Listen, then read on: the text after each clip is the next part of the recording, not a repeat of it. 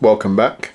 I'm going to talk a bit about low light shooting, whether that be low light hunting or whether you're just training in low light on a budget, because there's plenty of options out there for extreme budgets and it gets real expensive real quick. If you're getting serious about night shoots and you're looking at thermals and some of the more sophisticated IR stuff, especially mil grade, then you're talking many thousands of pounds, and for the military that's obviously well worth it. For most of us, we don't need the type of ruggedness, and a lot of the stuff they're paying for in the military is to do with specialized wavelengths of IR and stuff like that, so they can see things and the enemy can't see things, and vice versa. And there's a whole cat and mouse game that goes on with that, and you're going to pay a hell of a lot of money to play that game, and it's just not worth it for the generalized hunter or low light shooter. You don't need to get into that. So we're going to have a look at some of the real budget options and talk about a few different levels you can go to. I'm not going to talk about thermals today. We're just going to go up to IR because that's kind of the limit of most people's budget.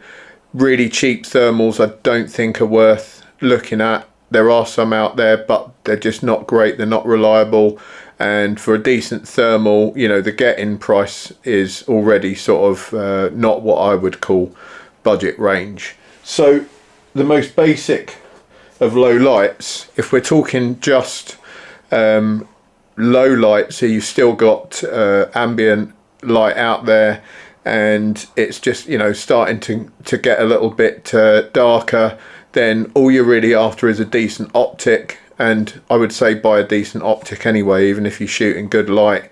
But you know, decent glass lets more light through, so the better your glass, whatever you're going to use, strap onto that glass, you know, the better quality is, the better results you're going to get out of your equipment.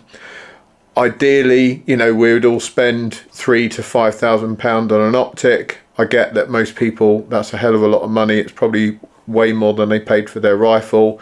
Hey, that's the way it is. You know, optics are expensive. We covered a bit of that before. I reviewed this optic before, the Delta Striker range, and in my opinion, if you're on a budget and you want to spend, you know, south of £2,000, I think you can pick those Delta Strikers up for around £1,300, something like that. If you go even lower, I would say some of the Vortex lower end scopes, I don't know what the PSTs are now, but the Vortex PSTs, I've had plenty of time behind those. They were decent glass. I haven't used one for a couple of years, but I use a Hog Hunter occasionally on a little 2.2 Remy I've got, and that's a decent scope, lets plenty of light through. I haven't got any issues with that at all. Generally speaking, the bigger the scope tube, the more light transmission you can get, but that is based on the fact that you're all running really good quality glass. So if the glass is like the highest quality you can possibly get, then the tube starts to make a little bit of difference. When you start to get down to the lower budget end, it's not so much concerned about the tube, be concerned about decent quality glass. Maybe do a bit of research into where the scopes come from, who made the glass, because a lot of the manufacturers don't make their own glass, they'll actually buy it in. And there's plenty of good manufacturers of glass out there, and even some of the Chinese factories now, they're really well equipped and they can turn out some decent quality stuff, so don't write them off either.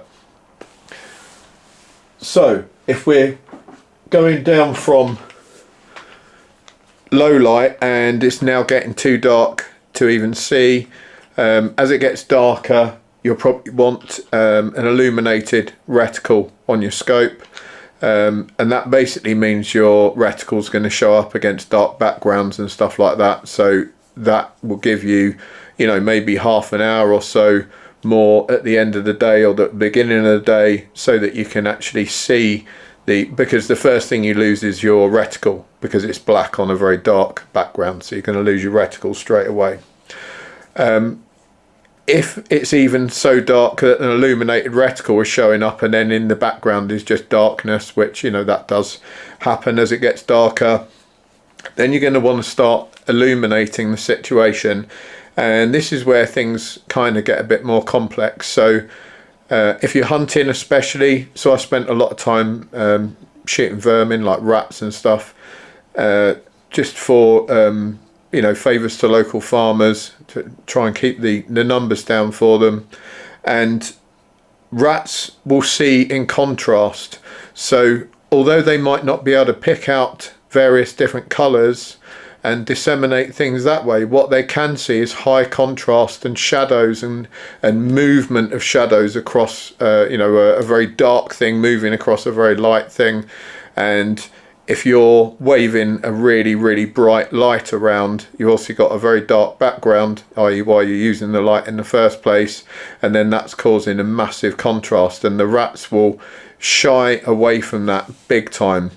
Rats are phobic to anything that they're not used to. That's why they're really good survivors.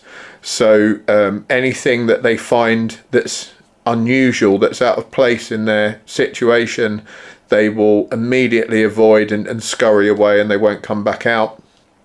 And you'll find that lighting, for example, that's already in the area, you know, it's worth taking in what's in that area if you're shooting stuff like rats. And a lot of other vermin species are the same, that they may be used to the sort of lights that the farmer has on his tractor, for example, and after a while they won't actually bother about it at all, you know. So it's sometimes worth looking at what you can get away with, you know. If you're near a road and there's loads of cars coming by with headlights on and red lights on, you know, it might be worth noting that the species you're looking at aren't spooked by that at all, because they do settle down with these things after a while. They just get used to them. So the easiest way, you know, to illuminate the situation is to buy some sort of decent flashlight. So this is a Nightcore MH27, and then you can buy these fittings really cheap on eBay or Amazon. I'll chuck up some links for some of this stuff, and you can basically use that to clamp one end of the torch. So you just undo these, clamp your torch in, and then you can clamp that other end onto the scope housing. So in fact, grab a scope, so you can clamp the other end onto your scope housing like so, and you've immediately got illumination. But as we said, that is very limited. So a lot of animals are going to get spooked by that white light, and not only that, you know, that's really only for close range. Even a high lumen, so you've got 1,000 lumens or something, you're probably looking at 100 yards, and then you're going to really start to struggle, because what you're trying to take in through the scope's reticle, you know, is going to be massively reduced, and the higher the magnification, the less light you're going to take through. If the light on there, if the white light is spooking the animals, what you can do, and what I did before for when I first started shooting rats, was you can start putting coloured filters over. So I think that MH27 Nightcore actually sell a little rubber pad that goes on the end, and you can slot coloured filters in there, red, yellow, green, blue, that kind of thing. The idea being that they still illuminate, but they're not creating high contrast. Some colours produce less contrast against the background than others, so that's where you would experiment and check out maybe reds or greens, stuff like that, to see if they're going to spook the animals that you're shooting a little bit less. The downside to using coloured filters is that even further reduces the throw on your light. So, you know, you're probably halving your light throw, maybe even more, maybe down to like a third of your light throw. So they might work out to like 30 yards or something like that, 30, 40 yards if you're lucky, if you've got a really powerful flashlight on there. but after that, forget it. You're not going to see anything. Even with really good glass and a really powerful flashlight, you're really limited to 30 or 40 yards on there. So then we go to some NV options, some night vision options. Now these are sort of Amazon specials, but they do actually work pretty well. The brand is Magorai. So you end up with this screen here, this housing piece here, and an IR torch. So this comes with a mounting piece and allows it to sit on the scope of the rifle. So you're actually looking at the screen. So you don't need to look through the scope. This is what you're going to be looking at. This piece here fixes on. You can see these screws on the end, and that houses a small camera in there. So this actually screws onto the scope that you would, the end that you would normally be looking through yourself, and then you can use this wheel in here to focus down onto the reticle, and you can adjust it down so that it will then plug into this screen and it will throw the image of the reticle onto the screen. And you can still make reticle adjustments, with your turrets the same as you would normally, because that's just going to move the reticle up and down, and you're going to see that on the screen and make an adjustment of shot as you normally would. And it's got a night vision mode, so you would then affix your IR illuminator that comes with it, and it does have adjustment on there.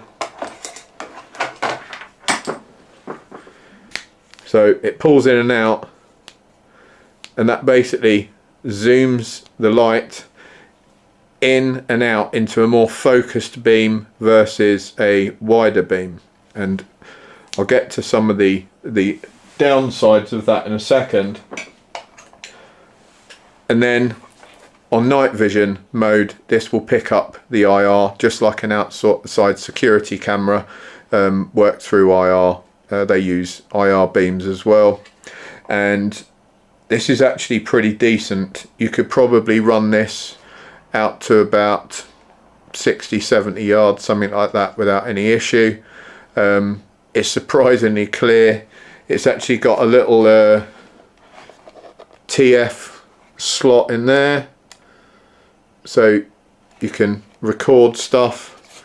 It's got various options on the menu. One tip with the little SD card that goes in there, you want to format it in one of these. It's a bit of a nightmare. You might have to upgrade the firmware. That's the downside of buying these real cheap things, is that sometimes you have to do a bit of legwork to get them working really well.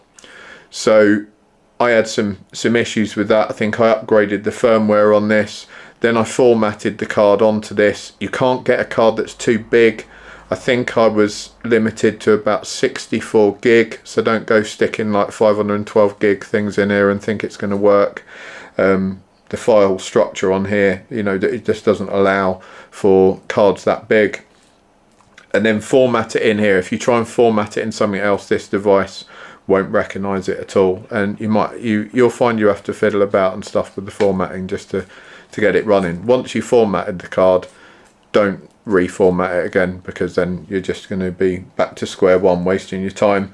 But actually you do get used to this thing. It's pretty easy to use. I'll try and throw up some images. I'm sure I've got some somewhere, some footage of ratting with this, and overall it's 100 times better than trying to use like a green light or standard illumination.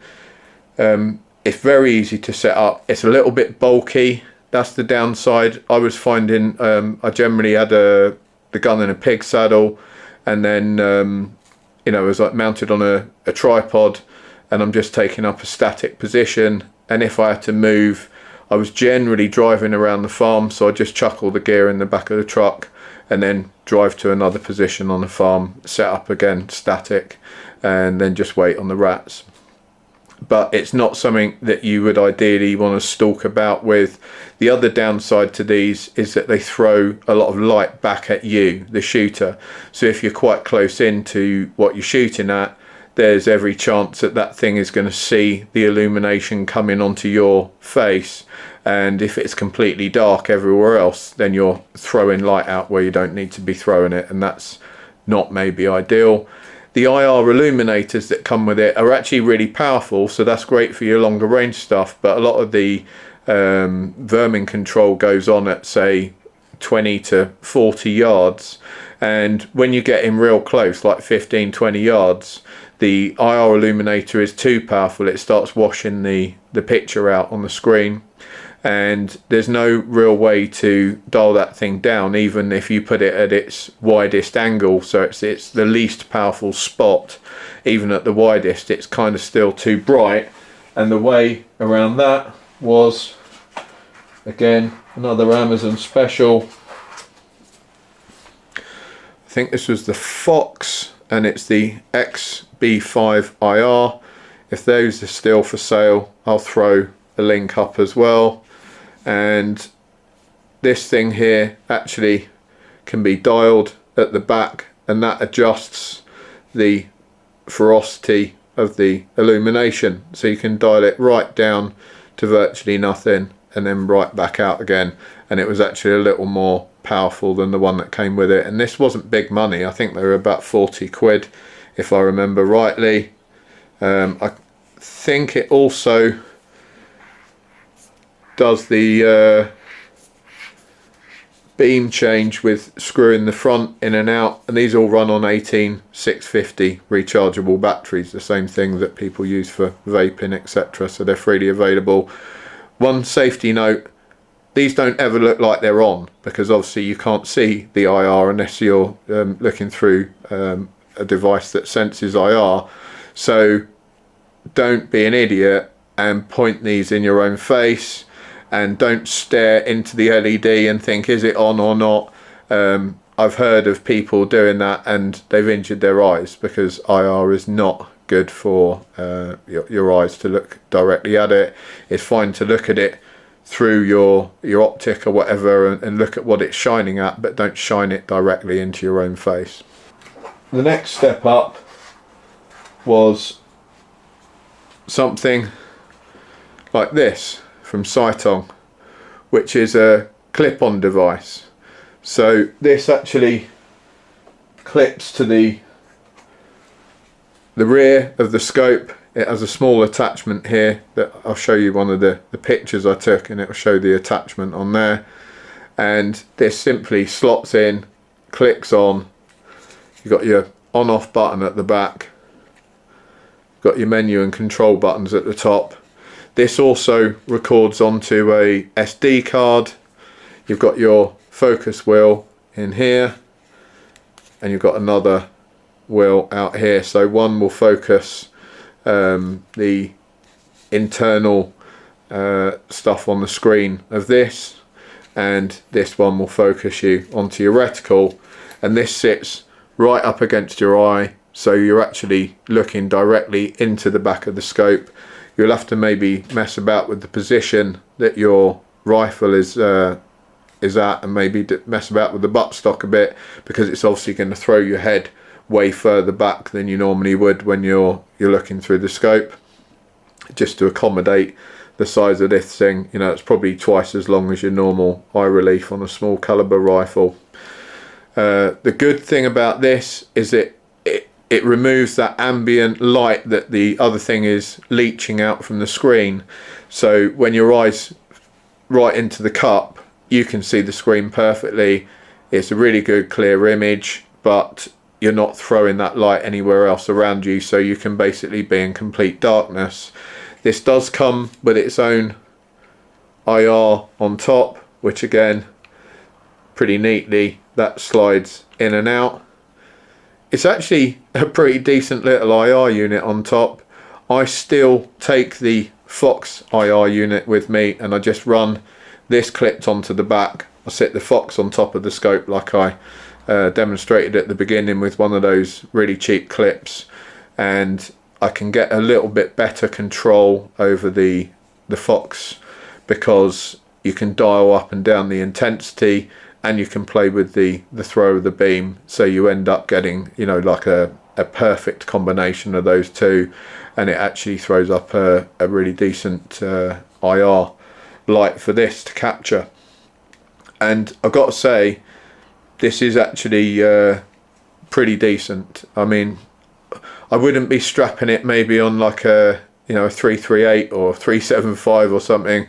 I don't think it would deal with the recoil energy, but for small caliber stuff, you know, 223 and down, I mean, I do most of my ratting with an air rifle. You've probably seen it in the imagery behind. Perfectly acceptable to rat with that, and it minimises any damage that you might do to farm buildings, etc. And also, of course, it minimises danger for people in the vicinity, and it still does a cracking job on the rats. Right, well, I hope that's given you some ideas for a bit of budget low light shooting. Any questions, you know, give us a holler. I'll always do my best to answer in the comments. Give us a like and subscribe. I'll throw all these links up down below. Anyone got any questions when they buy one of these things and they get stuck with anything, especially the data cards, give me a shout and I'll do my best to help you out. Have a great one, guys. Take care. Bye bye.